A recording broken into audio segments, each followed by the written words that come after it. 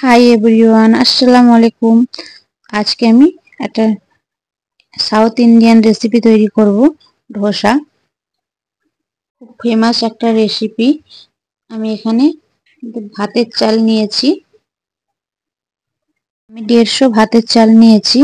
আর এখানে 75 গ্রাম আতপ চাল নিয়েছি। ভালো করে ধুয়ে এরকম জল দিয়ে আমি ঢাকা দিয়ে রেখে দেব ওভারনাইট। আর একটা বাটিতে আমি এখানে ডাল নিয়েছি। বিউলির ডালটাও আমি এখানে 75 গ্রাম নিয়েছি। 1 চামচ বড় চামচে ছোলার ডাল দিয়ে দেব।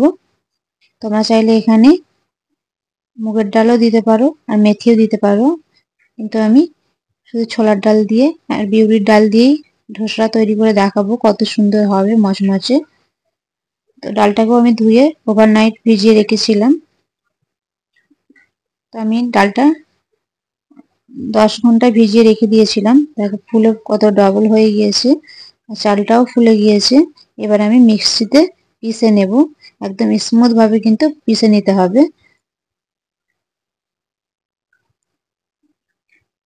আমি অল্প জল দিয়ে পিষে নিয়েছি, একদম এরকম হাতে যেন কোনো লাম্পস না থাকে সেরকম পর্যন্ত পিষে নিতে হবে। এবার আমি একটা জায়গায় ঢেলে নেব ব্যাটারটা। তারপর আমি এটা অনবরত কিন্তু নাড়তে থাকবো, তবে কিন্তু এখানে ধোসাটা ভালোভাবে তৈরি হবে। তো দেখো আমি যেরকম ভাবে ফেটিয়ে নিচ্ছি, তোমরাও কিন্তু এরকম ভাবে ডালের ব্যাটারটাকে ফেটিয়ে নেবে।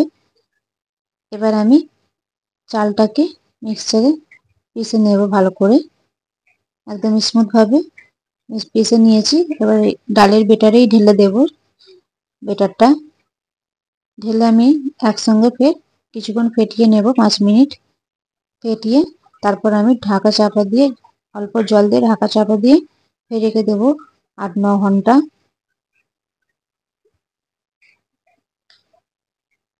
তো যখন তোমরা ধোসাটা তৈরি করবে 8-9 ঘন্টা পর ঢাকাটা খুলে দেখবে ফুলে কিন্তু একদম ওপরে পর্যন্ত চলে এসছে আর একদম গাঢ় হয়ে গেছে। তাহলেই ভাববে ব্যাটারটা কিন্তু একদম পারফেক্ট হয়েছে। তো এরকম ভাবে আমি ঢাকা দিয়ে অল্প জল দিয়ে পাতলা করে রেখে দিলাম। আমি কড়াতে সর্ষের তেল দিয়েছি আর এখানে কালো সর্ষে দিয়েছি 1 চামচ। 1/8 চামচ এখানে ছোলার ডাল দেব, 8 চামচ এখানে মুগের ডাল দেব। তো আমি এটা সাম্বারটা তৈরি করব, ইডলি খাই যে তরকারিটা হয় এই সাম্বারটা আমি তৈরি করব একদম অন্যরকম ভাবে, দোকানের থেকে অন্যরকম। খেতে খুবই ভালো লাগবে। তোমরা একবার এরকম ভাবে ট্রাই করে দেখো, খুব সুন্দর হয়েছিল খেতে। তো আমি এখানে কারি পাতা দিয়েছি, আদা কুচি, রসুন কুচি দিয়েছি আর কাঁচা লঙ্কা কুচি দিয়েছি, দিয়ে একটু ভালো করে ভেজে নেব। তারপর আমি এখানে পেঁয়াজ অ্যাড করে দেব। মশলাটা কিন্তু বেশি ভাজার দরকার নেই, সেদ্ধ হওয়ার সময় গলে যাবে। আর সাম্বার মশলার কিন্তু বেশি ভাজে না।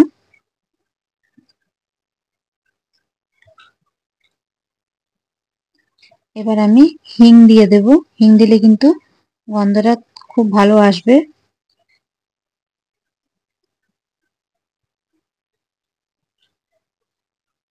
হিংটা দিয়ে আমি একটু নাড়াচাড়া করে এখানে একটা গোটা পেঁয়াজ দিয়ে দেব। অয়েলটা কিন্তু তোমরা যে আমি যেরকম দিয়েছি ওরকমই দেবে, খুব বেশি অয়েল সাম্বারের প্রয়োজন হয় না। এবার আমি এখানে লঙ্কার গুঁড়ো দিয়ে দিচ্ছি, হলুদ গুঁড়ো দিয়ে দিয়েছি। এবার জিরে গুঁড়ো আর ধনে গুঁড়ো দিয়ে দেব, স্বাদ মতো নুন দিয়ে একটু মশলাটা আমি কষিয়ে নেব। একটু জল দিয়ে মশলাটা ভালো করে একটু কষিয়ে নেব। তারপর আমি এখানে 1 চামচ বেসন দিচ্ছি। বেসন দিলে তরকারিটা কিন্তু একটু গাঢ় হবে, দোকানের মতন খেতে লাগবে, সেই জন্য আমি এখানে বেসনটা অ্যাড করেছি। বেসনটা দিয়ে অল্প একটু জল দিয়ে ভালো করে একটু কষিয়ে নেব। তারপর আমি এখানে একটা গোটা টমেটো কুচি দিয়ে দেব। তো টমেটোটা তোমরা যতটা বেশি দেবে সাম্বারটা কিন্তু খেতে ততটাই বেশি ভালো লাগবে। আমি এখানে একটাই টমেটো দিয়েছি। তো এবারে সেদ্ধ করা পেঁপে, শসা আর আলুটা আমি অ্যাড করে দেব। তোমরা এখানে পেঁপে জায়গায়, আর শশার জায়গায় কুমড়ো, ডাঁটা, ঢেঁড়সও দিতে পারো, বেগুন, ওগুলো কিন্তু অ্যাড করে সাম্বাতে। আমি কিন্তু একটু অন্যরকম করছি বলে ওগুলো আমি স্কিপ করে এগুলো অ্যাড করেছি। এবার আমি একটু নাড়াচাড়া করে 10 মিনিট ঢাকা দিয়ে রান্না করে নেব। এবার আমি ধোসার মধ্যে যে আলুর পুরটা দেয় সেই পুরটা তৈরি করব। এখানে আমি সর্ষের তেল দিয়ে দেব প্যানেতে। এবার আমি এখানে 1 চামচ কালো সর্ষে, 8 চামচ ছোলার ডাল, 8 চামচ মুগের ডাল, কারি পাতা, কাঁচা লঙ্কা, আদা কুচি, রসুন কুচি দিয়ে ভালো করে একটু ভেজে নেব। একটা গোটা সাইজের পেঁয়াজও এখানে অ্যাড করব। তোমরা চাইলে এখানে কিন্তু বিউলির ডাল আর অড়হর ডালও অ্যাড করতে পারো। এই আলুর পুরটাতে কিন্তু কোনো রকম মশলা দেওয়া হবে না, খালি নুন আর হলুদটা অ্যাড করব। আমি এখানে একটা গোটা সাইজের আলু সেদ্ধ করে রেখেছি আগে থেকে। পেঁয়াজটা দিয়ে আমি এখানে একটা গোটা পেঁয়াজ নিয়েছি, পেঁয়াজটাকে দিয়ে একটু ভেজে নিয়ে আমি তারপর এখানে টমেটোটা অ্যাড করে দেব। দিয়ে নাড়াচাড়া করে তারপর আমি এখানে আলুটা অ্যাড করব। তো এই আলুর পুরটাতেও কিন্তু পেঁয়াজটা বেশি ভাজা ভাজা করতে হবে না, অল্প ভাজা ভাজা করে আমি কিন্তু আলুটা হাতে করে ম্যাশ করে দিয়ে দেব।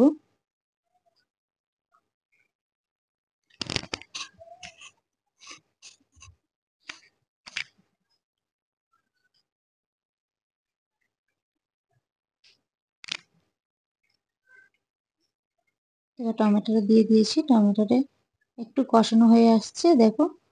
তারপর এরকম পর্যায়ে কিন্তু আলুটা অ্যাড করতে হবে, খুব কিন্তু এখানে ভাজা চলবে না।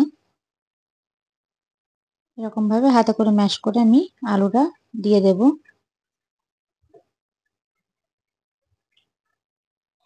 একটু নাড়াচাড়া করে আমি তারপর এখানে ধনে পাতাটা দিয়ে নামিয়ে নেব।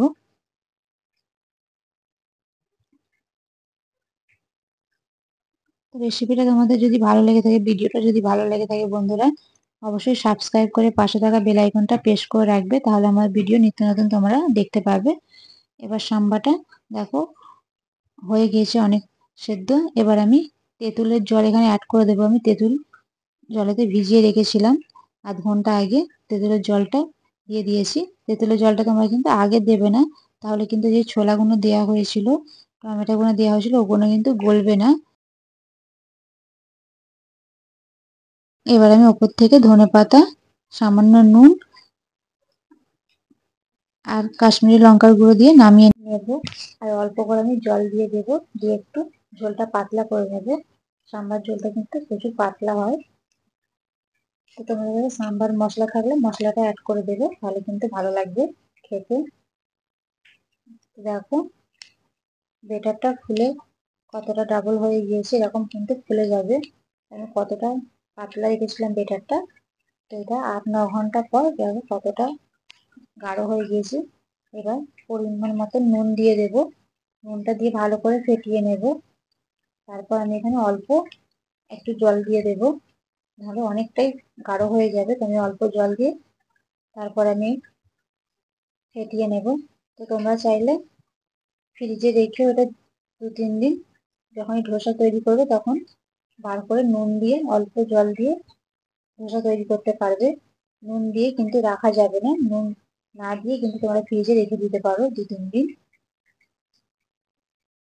প্যানটা কিন্তু একটু গরম করে নিয়েছি। তারপর আমি এখানে রিফাইন অয়েল দিয়ে জলের ছিটা দিয়ে মুছে নিয়েছি ভালো করে। ওটা কিন্তু স্কিপ হয়ে গিয়েছে, সেই জন্য আমি বলে দিলাম। তারপর আমি মুছে নেব একটা শুকনো কাপড় দিয়ে, জলটার অয়েলটা মুছে নিয়ে আমি এখানে কিন্তু বেটারটা দেবো। দেখো কত সুন্দর বেটারটা দেওয়া হয়েছে, একটু কিন্তু উঠে যাবে না, এরকম ভাবে দিয়ে দিয়েছি। তারপর আমি উপর দিক থেকে বাটারটা এরকম ভাবে ব্রাশ করে দেবো। তোমরা চাইলে এখানে রিফাইন অয়েলও দিতে পারো, কিন্তু বাটারটা দিলে একদম দোকানের মতন খেতে লাগবে, গন্ধটা খুব সুন্দর ছাড়ে। তো যে আলুর পুরটা আমি তৈরি করেছিলাম, ওই আলুর পুরটা এবারে এরকম ভাবে মাঝখানে দিয়ে দেবো। তোমরা চাইলে সাইডেও দিতে পারো। তারপর আমি দোকানে যেরকম মানে ভাঁজ করে ওরকম ভাবে ভাঁজ করে নেব। দেখো এরকম ভাবে আলুর পুরটা দিয়ে দেবো ভালো করে।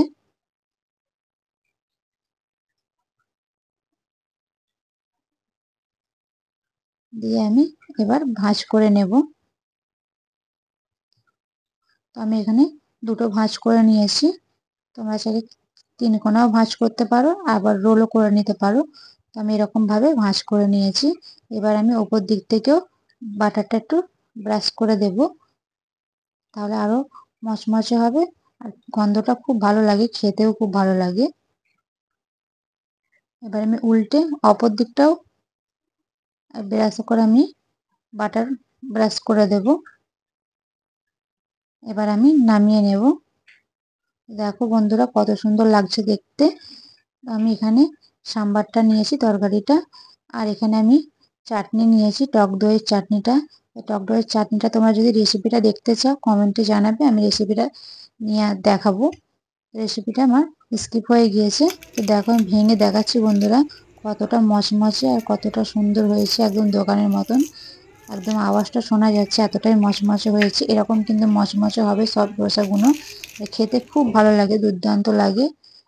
ভিডিওটা তোমাদের যদি ভালো লাগে কমেন্টে করবে বন্ধুরা, কমেন্টে জানাতে আমাকে ভুলবে না, আর লাইক দিয়ে শেয়ার করে দেবে। বাই বন্ধুরা।